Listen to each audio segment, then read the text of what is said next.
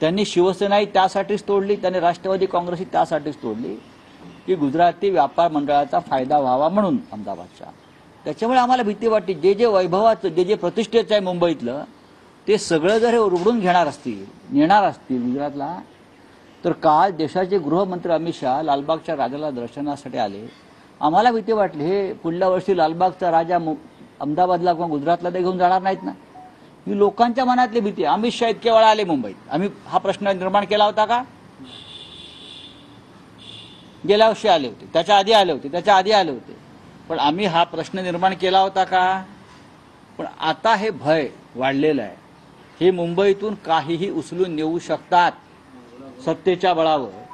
त्याच्यामुळे आम्हाला लालबागच्या राजाचे आम्ही भक्त आहोत, श्रद्धा आहे, आणि त्या श्रद्धेच्या संदर्भात आमच्या मनात ज्या शंका आल्या, ही सगळी झुंड आलेली आहे.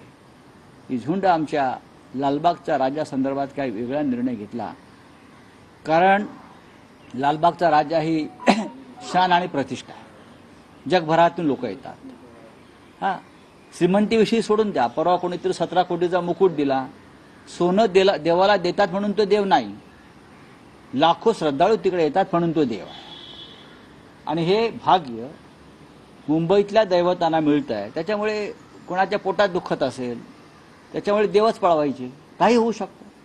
पण लक्षात घ्या, 105, आता काल ते काय म्हणाले की बॉम्बेचं मुंबई करण्यामागे त्यांचं योगदान आहे.